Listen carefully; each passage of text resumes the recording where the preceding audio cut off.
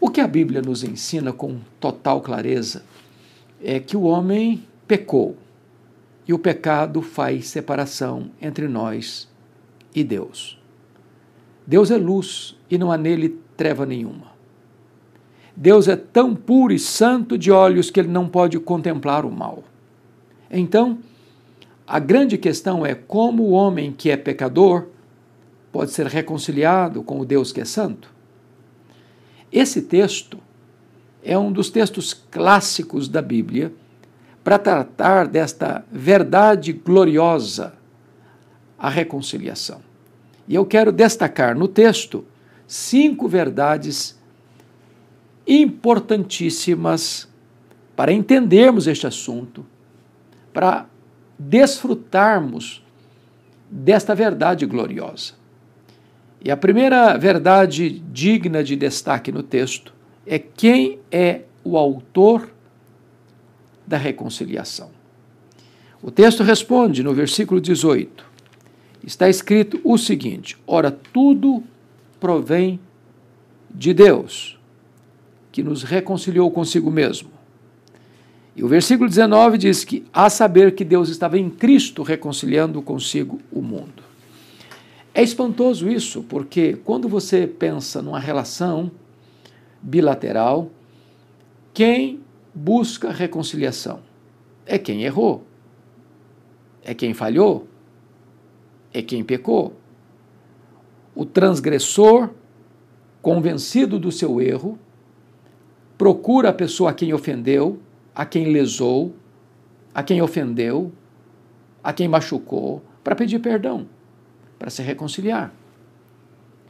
Mas esse texto, de maneira tão surpreendente, nos informa que não é o pecador que procura Deus para se reconciliar com ele, não somos nós quem tivemos esta iniciativa de buscar reconciliação. Nós, transgressores, pecadores, não tomamos essa iniciativa. Ao contrário, foi o Deus ofendido, o Deus que foi ultrajado pelo nosso pecado, é quem toma a decisão da reconciliação. Paulo diz assim: tudo provém de Deus. Aliás, a salvação é uma obra de Deus, de ponta a ponta. Foi Deus quem planejou a nossa salvação, é Ele quem executa a nossa salvação e Ele quem consuma a nossa salvação. Então, é glorioso você saber que Deus dá o passo inicial da reconciliação. A decisão é dele. Foi Ele que nos reconciliou consigo mesmo por meio de Jesus. O ofendido procura o ofensor. O ofendido estende a mão ao ofensor. O ofendido paga a dívida do ofensor. O ofendido se sacrifica para que o ofensor seja reconciliado com ele. A salvação é uma obra de Deus. É uma iniciativa de Deus, para que toda a glória da nossa salvação pertença a Deus. Esta é uma verdade magna, gloriosa, surpreendente, magnífica. É o pai do pródigo que não termina de escutar a confissão dele, se dispondo a se tornar apenas um trabalhador. E o pai corre, o pai abraça, o pai beija, manda trazer o anel, as sandálias, as vestes, matar o bezerro cevado e celebrar uma grande festa, retratando para nós que a nossa salvação, a nossa reconciliação, tem como autor o próprio Deus. Mas esse texto traz uma segunda verdade exponencial. Se Deus, o Pai, é o autor da reconciliação, a pergunta é: quem é o agente dessa reconciliação? E o texto vai nos responder: ora, tudo provém de Deus, versículo 18, que nos reconciliou consigo mesmo por meio de Cristo. Por meio de Cristo. E o verso 19 diz: a saber que Deus estava em Cristo reconciliando consigo o mundo. A questão é: como é que Deus, sendo santo, justo, pode reconciliar-se conosco que somos pecadores. Deus não pode simplesmente passar por cima do nosso pecado, passar pano, ignorar, porque Ele mesmo quem disse, Ele não inocentará o culpado. A alma que pecar, essa morrerá, e o salário do pecado é a morte. Como Deus fez então para que nós fôssemos reconciliados? Deus veio por meio do seu Filho, prometido antes da fundação do mundo, prometido ao longo da história, desde o Éden até a chegada do Messias. E ele veio como o mediador, aquele que é o construtor de pontes, aquele que nos tomou pela mão e nos levou ao Pai. É digno de nota que ele não nos reconciliou com Deus por meio de seus ensinos, nem através de seus grandes e portentosos milagres. Ele nos reconciliou com o Pai pelo sangue da sua cruz. Ele assumiu o nosso lugar, ele tomou o nosso lugar como nosso representante e substituto, carregou sobre o seu corpo no madeiro os nossos pecados e morreu a nossa morte. Foi por meio dele que a reconciliação foi possível. Ninguém é reconciliado com Deus porque pratica boas obras ou porque faz caridade ou é generoso com os pobres, dando roupa e comida. Ninguém é reconciliado com Deus porque tem predicados morais, tem beneméritos que devam ser aplaudidos. Ninguém é reconciliado com Deus pela religião. Não é a religião que religa você a Deus, seja ela qual for. Não é qualquer rito sagrado que tem este efeito e esse poder de reconciliar você com Deus. A reconciliação com Deus foi operada por meio de Cristo Jesus. Ele, sendo Deus, se fez homem, sendo rei, se fez servo, sendo soberano, se humilhou, sendo transcendente, se esvaziou, sendo santo, santo, santo, se fez pecado, sendo bendito, se fez maldição. E ali, ele suporta toda a ira de Deus que devia cair sobre nós. E sofre o golpe da lei que devíamos sofrer. Satisfaz a justiça divina que nós não conseguimos satisfazer.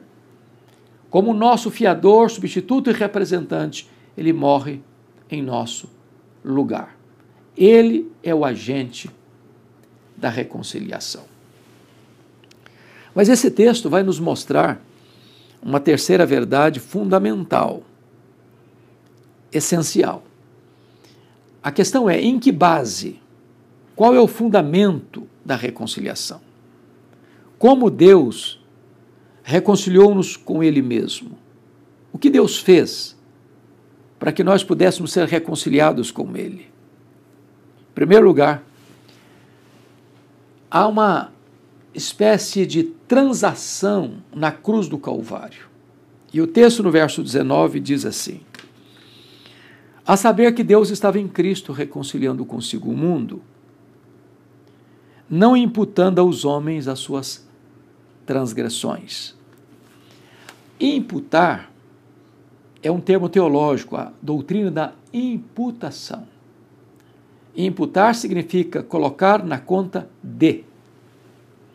Quando Deus estava para reconciliar-nos com Ele, por meio de Cristo, Deus não imputou a nós as nossas transgressões. Deus não colocou na nossa conta as nossas transgressões. Deus não colocou em nossa conta a nossa dívida. Você pode perguntar: qual é o tamanho dessa dívida que nós temos com Deus? E a resposta é: a nossa dívida com Deus é impagável. impagável. Jesus contou uma ilustração do credor incompassivo, que o rei acertava a conta com seus súditos e encontra um que lhe deve 10.000 talentos. Não tendo com que pagar, o rei mandou vender seus filhos, e este homem então pediu misericórdia e disse: tem paciência comigo, e o rei resolveu perdoá-lo da estratosférica dívida de 10.000 talentos. Talvez você pergunte, mas o que significa isso? Um talento eram 35 quilos de ouro. 10.000 talentos eram 350.000 quilos de ouro. Naquela época, o salário diário de uma pessoa era um denário. Para uma pessoa ganhando um denário por dia, juntar 10.000 talentos, ele tinha que trabalhar 150.000 anos. Ou seja, Jesus conta uma parábola que também é uma hipérbole. Jesus usa essa cifra tão avantajada, estratosférica, para ressaltar que a nossa dívida com Deus é impagável. Não poderíamos jamais quitar esse débito. Somos pecadores. O salário do pecado é a morte.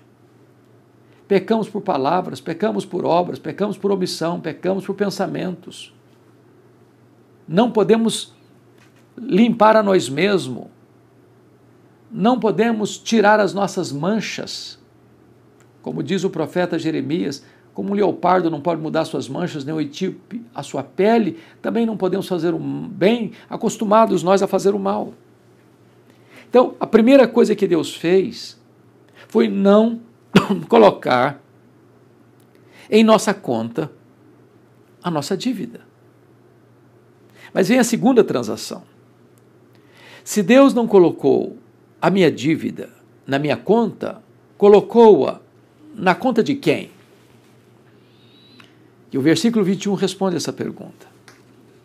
Aquele que não conheceu o pecado, Deus o fez pecado por nós. A Bíblia diz lá em Isaías 53 que Deus lançou sobre ele a iniquidade de todos nós. A Bíblia diz em 1 de Pedro 2,24 que Jesus carregou sobre o seu corpo no madeiro os nossos pecados. Naquele momento, ele foi feito pecado. Não havia beleza nele. O sol escondeu o rosto dele.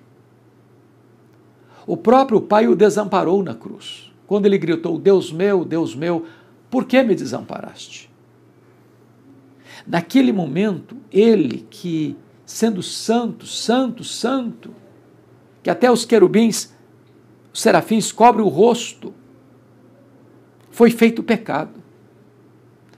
Por isso a Bíblia diz que agradou ao Pai moê-lo naquela cruz. As nossas mazelas, as nossas iniquidades, a sujeira do nosso pecado, a malignidade do nosso pecado estava sobre ele. Como o salário do pecado é a morte, agradou ao Pai moê-lo naquela cruz. E Deus vindicou a sua justiça e fez cumprir a sua lei, golpeando o seu próprio filho. E é por isso que entendemos que Cristo não foi para aquela cruz porque sucumbiu ao poder de Roma, porque Judas o traiu, porque Pedro negou, porque Pilatos o condenou, porque os soldados o pregaram naquele madeiro. Não, 1000 vezes não. Jesus caminha para aquela cruz como um rei caminhou para a sua coroação. A Bíblia diz que Deus prova o seu próprio amor para conosco pelo fato de ter Cristo morrido por nós, sendo nós ainda pecadores. Deus não poupou o seu próprio Filho, antes por todos nós o entregou. Quando Jesus estava na cruz, e ele foi feito pecado por nós, foi feito maldição por nós, Ele dá um brado na cruz, a sexta palavra da cruz. Está consumado. Está pago. Tetelestai. Colossenses 2,14 diz que ele pegou o escrito de dívida que era contra nós, rasgou, anulou e o encravou na cruz. Ali Jesus estava quitando o nosso débito, pagando a nossa dívida, morrendo pelos nossos pecados. Nossa dívida foi quitada. Esta dívida impagável foi totalmente paga. Completamente paga. É por isso que agora Romanos 8:1 diz assim: já nenhuma condenação há mais para aqueles que estão em Cristo Jesus, nosso Senhor. Então está aqui, primeiro, Deus não pôs em minha conta a minha dívida. Deus pôs a minha dívida na conta de Cristo e Cristo pagou por completo a minha dívida. Essa foi a obra de Cristo, para que fôssemos reconciliados com Deus. Mas há uma terceira transação aqui ainda no texto. Está no versículo 21. Aquele que não conheceu o pecado, Deus o fez pecado por nós, para que nele nós fôssemos feitos justiça de Deus. Essa é a doutrina da justificação, que está aqui dentro desta doutrina da reconciliação. O que é a justificação? A Bíblia diz que todos pecaram e destituídos estão da glória de Deus. Não há justo nenhum sequer. A Bíblia diz que todos nós teremos que comparecer perante o tribunal de Deus para prestar contas da nossa vida. Naquele dia do grande juízo, os livros serão abertos e nós vamos ser julgados segundo estiver escrito nos livros. Vamos ser julgados pelas nossas palavras. Vamos dar conta no dia do juízo por todas as palavras frívolas que proferimos. Vamos dar conta das nossas obras, aquilo que nós fizemos e escondemos das pessoas. Vamos dar contas das nossas omissões, deixamos de fazer, e se você sabe que deve fazer o bem e não faz, nisso você está pecando. Vamos dar contas dos nossos pensamentos impuros, sujos. A Bíblia diz que Deus vai julgar o segredo do nosso coração. Certamente por esses critérios, palavras, obras, omissões e pensamentos, nenhum de nós será inocentado diante do tribunal de Deus. Em todos esses quesitos de julgamento, sairemos condenados. Não há esperança. O homem não pode salvar a si mesmo. Como uma pessoa não pode se levantar pelos cordões dos seus próprios sapatos. O que é glorioso é que o que nós não podemos fazer, Deus fez por nós em Cristo Jesus. Quando os nossos pecados foram lançados sobre Ele, sobre Cristo na cruz, Ele deu um brado e disse: está consumado. Ele pagou nossa dívida, Ele quitou o nosso débito. Ele morreu pelos nossos pecados. Mas diz a Bíblia que Ele ressuscitou para a nossa justificação. E justificação é um ato legal, é um ato jurídico, é um ato forense. Não acontece dentro de você, mas fora de você, não na terra, mas no tribunal de Deus.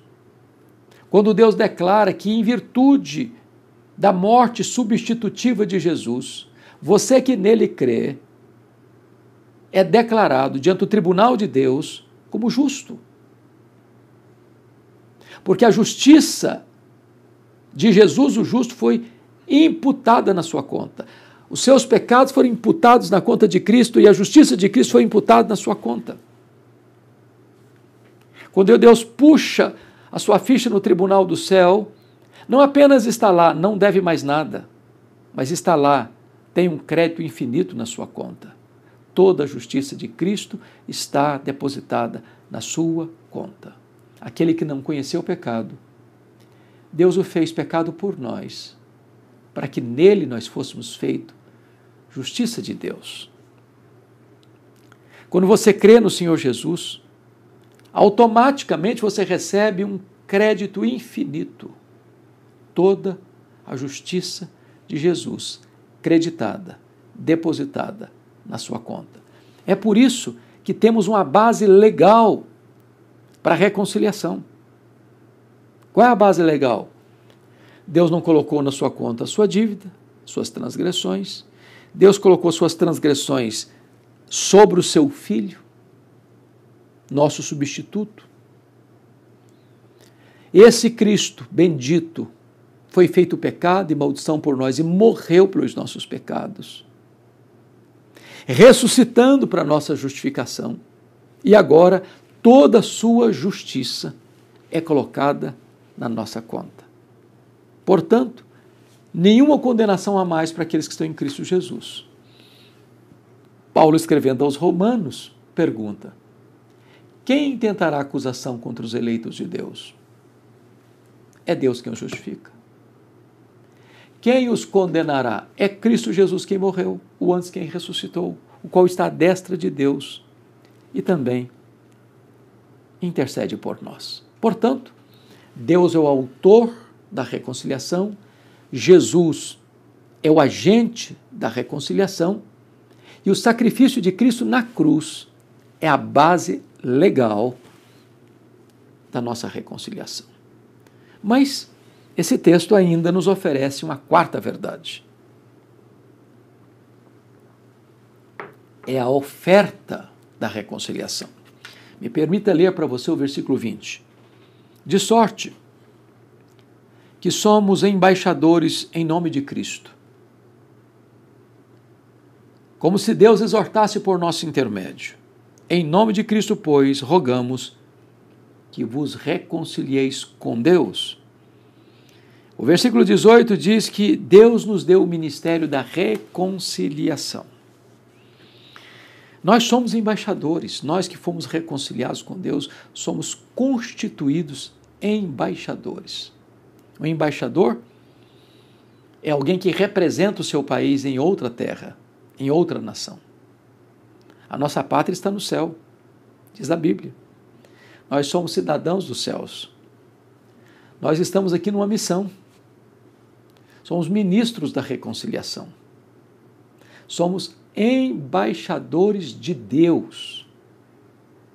Então, você que talvez tenha aí no seu coração algum sentimento de complexo de inferioridade, ou uma autoestima achatada, ou acha que sua vida não tem propósito, você está na igreja, mas acha que você não tem ministério nenhum na igreja, saiba disso, você já recebeu um ministério, o ministério da reconciliação.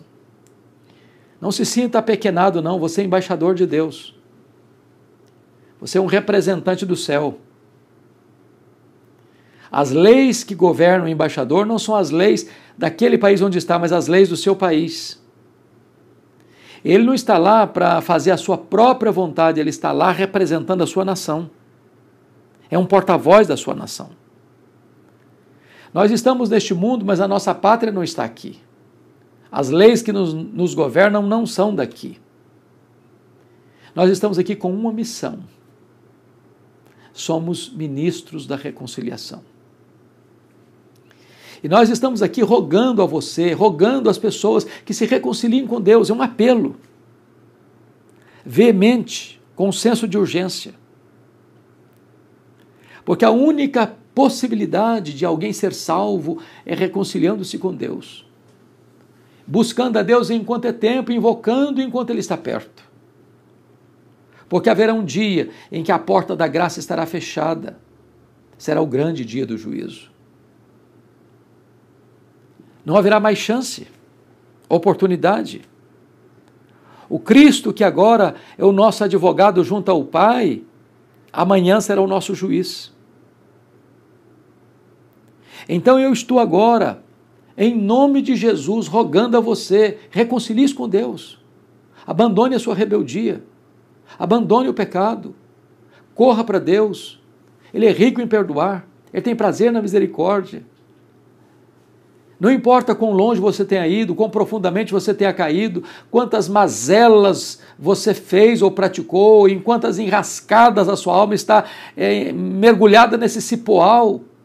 Hoje o Senhor Jesus liberta você, hoje o Senhor Jesus restaura você, hoje o Senhor Jesus lava você com seu sangue, hoje você pode ser reconciliado com Deus. Lá no meu estado, o estado do Espírito Santo, é uma das histórias mais comoventes que já ouvi do meu estado. Havia um grande fazendeiro lá no sul do estado que tinha um filho que lhe dava muito trabalho.